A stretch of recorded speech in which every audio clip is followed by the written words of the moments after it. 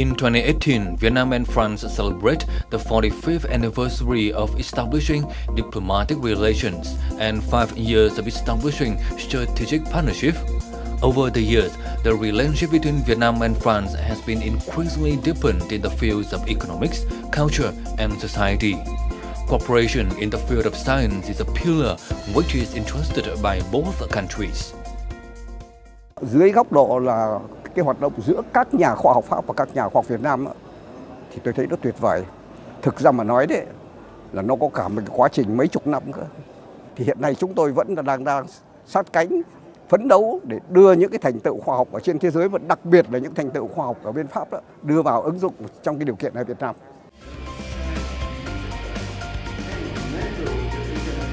Recently, at the International Center for Science and Education in Quy Nhơn, Bình Định, the international conference Science for Development took place.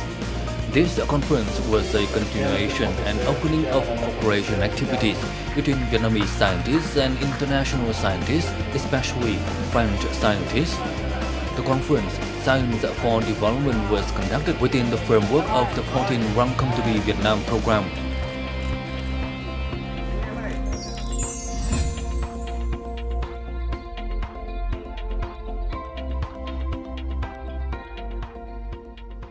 You are watching Sharing Vietnam on VTC10 NetViet. You know, the conference Science for Development was held under the high patronage of the two governments of Vietnam and France, demonstrating the cooperation between two sides to enhance the role of science. In today's program, we have honor to have a talk with His Excellency Bertrand Lotterie, the Ambassador of France to Vietnam. So, thank you for joining us. Under the high patronage of both Vietnamese and French governments, I think this conference is a significant science event for both countries. Could you tell me more about this? This is a very significant scientific event in itself, given the very prestigious levels of the participants and the speakers, for one thing. But it's also very significant in what it says about scientific cooperation between France and Vietnam, with dozens of scientific projects in very different academic fields. We have the presence here, the permanent presence of major scientific research institutions of France, including the CNRS, which is the scientific, the Center for National Research, Scientific Research in France, the IRD, the Institute for Research and Development, and many others dedicated to, again, a very wide scope of different academic expertise domains. Could you tell us about the cooperation between France and Vietnam in the field of science in recent years? As I was saying, we are very fortunate to have here the presence of elite academics from France on a permanent basis, working on very different issues. It can be computer science, it can be marine life and oceanography, it can be to experts of meteorology or geology who specialize themselves in environmental issues, climate change issues, and of course we also have very distinguished experts in the field of social sciences as well. Working, of course, in partnership with key academics of Vietnam, in Hanoi, in Ho Chi Minh Ville, but in many other places throughout the country. This cooperation, which has a long history, has also other implications in the field of health, for instance. The training of medical doctors of Vietnam in France.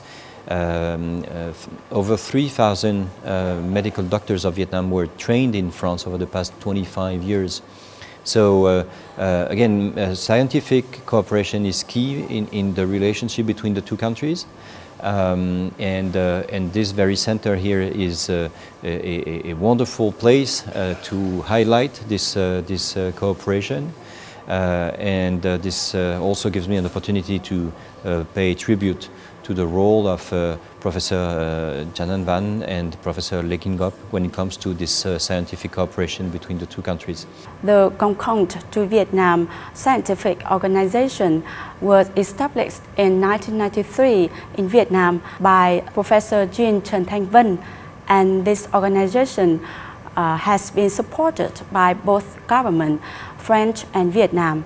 I'd like to know about your comments on the activities of this organization. This is a very brilliant organization, and which is driven with extraordinary enthusiasm by Professor Chan Tan Van and Professor Lê Kinh Ngọc, which is in itself a very powerful bridge in terms of scientific cooperation between the two countries. We're celebrating this year the 25th anniversary of the Rencontre du Vietnam. This is a very unique format of discussions, scientific discussions between the two countries. And as far as we are concerned, we are very committed to continuing our support to the work of Professor Chan Tan Van, to this very center here in Quy Nhơn in the future.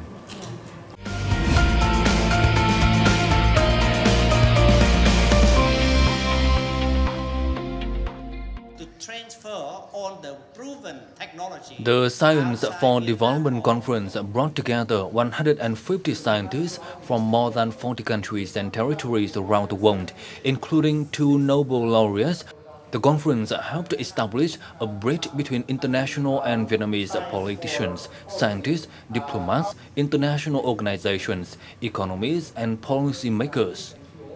The workshop included 7 roundtables with different topics: social and economic impact of science on society, science helps to issue warnings and solutions, science and industrial revolution 4.0, science is the driving force behind dialogue. In addition to the discussion sessions, delegates attending the Science for Development workshop also paid attention to a scientific exhibition entitled Plastic Matters, Wildlife. It showed the results of multidisciplinary research done by Michaela Lermach, an anthropologist, Emily Strady, a water geochemist, and Kiều Lê Thùy Trung. In 2015, there was a big publication saying that Vietnam was the first country which is providing plastic to the ocean. So when we read that, we thought, okay, we have to do something. We have to evaluate the contamination of the rivers in Vietnam. So the scientist, she also read this paper and she said, okay, I have to do something with you. So that's how we connected each other. And when we met with Emily Strady, we found interesting to combine social science, the field I'm specialized in, with environmental science, her field, to get the broad picture of the plastic matters lives in Vietnam, both social ways and environmental ways. And so we decided to do this exhibition here. This exhibition made an inventory of the social lives of plastics in Vietnam, following the objects from their places of production, consumption, in the daily life and up to the accumulation of waste in the aquatic environment. This exhibition aimed to draw attention to the issues of plastic waste treatment in Vietnam and in the world. This project is just one among many demonstrations of cooperation in the field of science between France and Vietnam.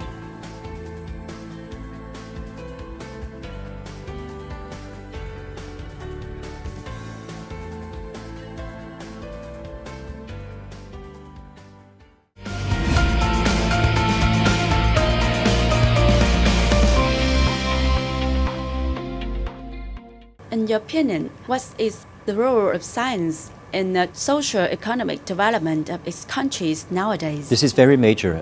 During the course of the morning, we listened to Nobel Prizes, Nobel laureates who explained to us how science and scientific research is fundamental when it comes to the development of a country, economic development, but also social development.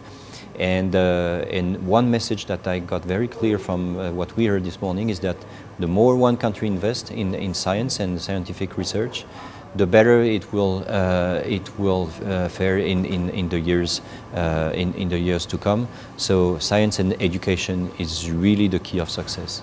Science and development are very closely connected. And this is why we want to continue to maintain and foster this scientific cooperation with Vietnam for the sake of the research itself, but also for the benefits it brings to the development of the country.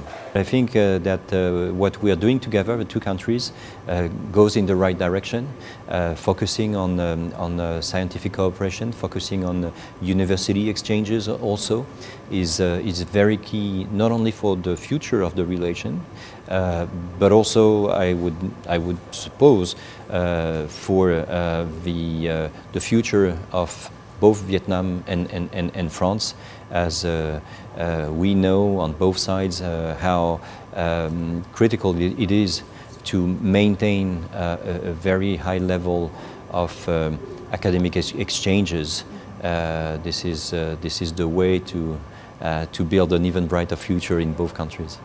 And in the future, in what way will French government continue to support the development of science in Vietnam? Well, we will first and foremost continue to foster the ongoing projects in terms of scientific cooperation through the institutions that are working here, the IRD, CNRS, CIRAD, which works on agroecological projects. So we will continue to make sure that our best researchers can come to Vietnam and work in Vietnam with their Vietnamese partners, and also we will continue to foster the university exchanges and higher education cooperation.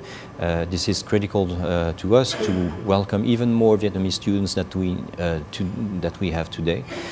We are fortunate to have around 7,000 Vietnamese students studying at this time in France, which makes France the number one country in terms of Vietnamese students in higher education in Europe.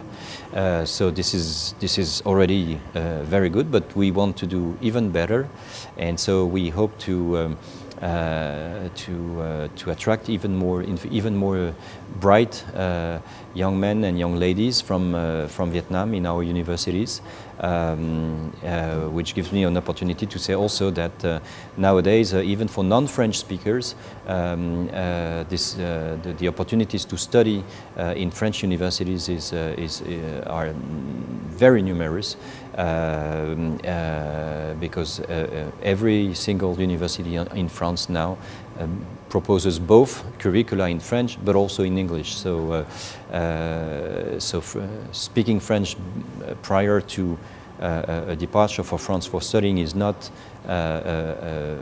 compulsory, but I'm sure that once the students are in our country, they will, I hope, love the country and so start learning the language as well. Thank you so much for your sharing. And that's all we have for this episode of Sharing Vietnam. Thanks for watching. Goodbye and see you next time.